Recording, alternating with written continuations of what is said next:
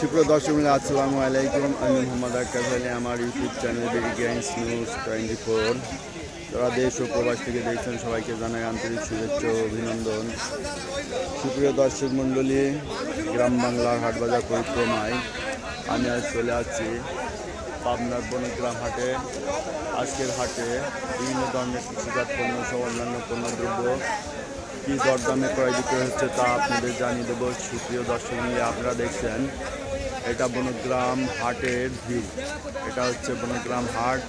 এখানে ভিউ, এটা হচ্ছে মেন রোডের পাশে অবস্থিত। এই যে এই রোডটা চলে গেছে, এর বাম দিকেই মোড় নিলে পরেই মেন রোড। এই যে এই পাশে একটা এই যে নদী আছে। এই নদীর নাম কি চাচা? হ্যালো, এই নদীটার নাম কি? এই যে এই নদীটার নাম কি আমারই তো ও আপনিও জানেন না? তো সুপ্রিয় দর্শক মিলে ওই যে নদীর ওই পাড়ে দেখছেন, ওইটা হচ্ছে মেন রোড। ওই পাড়ে দিয়ে হচ্ছে বনগ্রামের হচ্ছে মেন রোডের দোকানপাট আছে। ওদিকে দুধ, তিল, তিসি, মাছ এইগুলোর বাজার বসে। ওয়ালাইকুম আসসালাম ভাই, আপনি আজকে বনগ্রাম হাটে দেখছি। তাই রসুন কিনছেন? আজ রসুন কিনতেছি। তো এই যে ভাইয়ের নামটা কি বলেন? রফিকুল ইসলাম রতন। এই যে আমাদের রফিকুল ইসলাম রতন ভাই আজকে বনগ্রাম হাটেও চলে যাচ্ছে, এখানে রসুন কিনছে। তো এই ভাইয়ের নাম্বার আমার বিগত ভিডিওগুলোতে দেয়া আছে। যারা রসুন, পেঁয়াজ ইত্যাদি ব্যবসার সাথে জড়িত ব্যবসা করতে চান বা নতুন উদ্যোক্তা ব্যবসা করতে চান, তারা অবশ্যই আমাদের রফিকুল ইসলাম রতন ভাইয়ের সাথে যোগাযোগ করবেন। ভাই আইসির নাম্বারটাও দিয়ে দেন। 01714902223। ওকে, এই যে রফিকুল ইসলাম রতন ভাইয়ের নাম্বারটা পাইলেন, অত্যন্ত ভালো মানুষ। এই ভাইয়ের সাথে আপনারা ব্যবসা করতে পারেন।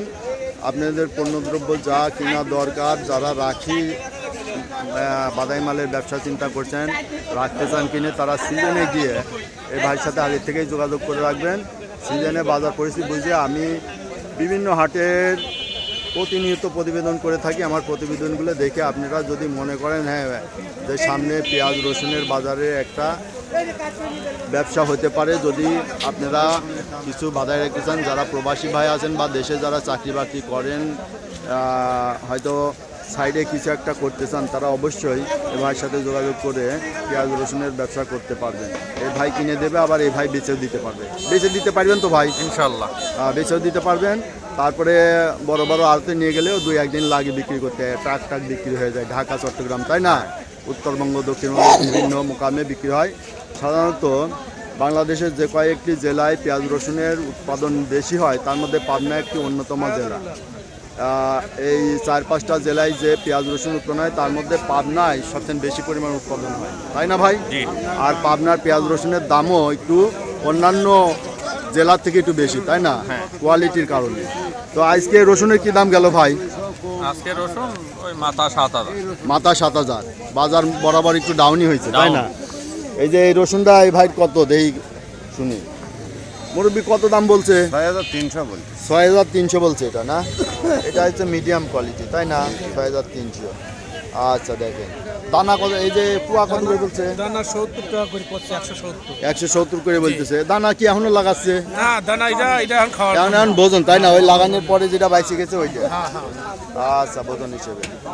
আচ্ছা, এই দেখছেন দর্শক মণ্ডলী, এটা হচ্ছে বনগ্রাম হাটের রসুন। আজকে রসুন হাটে আছে। রসুন একটু কম আমদানি হয়।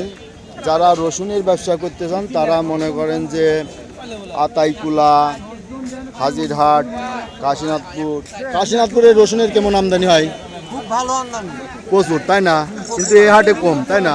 এই হাটে একটু কম আমদানি হয়। আতাইগুলা প্রচুর, তাই না? আবার ওদিকে সুজানগরে কেমন? কমই, রসুনের আমদানি কম, পেঁয়াজের আমদানি বেশি। যেমন বনগ্রামে পেঁয়াজের আমদানি বেশি, তাই না?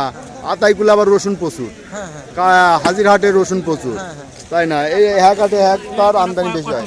তো সুপ্রিয় দর্শক, যারা আপনারা ব্যবসা করতে চাচ্ছেন, তারা জানবেন আগে যে কোন হাটে কোন ফসলের আমদানি বেশি, ঠিক আছে? তাহলে সেই হাটগুলোতে আপনারা গিয়ে ব্যবসা বাণিজ্য করবেন। তবে এই হাটে আজকে কি দরদাম চলছে, যদি কম আমদানি, তারপরেও আপনাদের জানার জন্য বা আজকের বাজার জানার জন্য একটা ভিডিও দিলাম। কত বলতেছেন এইটা? কত বলছেন? 6000। এই যে এইটা 6000 বলছে, দেখেন মিডিয়াম দানা, এটা 6000 বলছে। তা দিচ্ছেন না নাকি? দিয়ে দিয়েছে।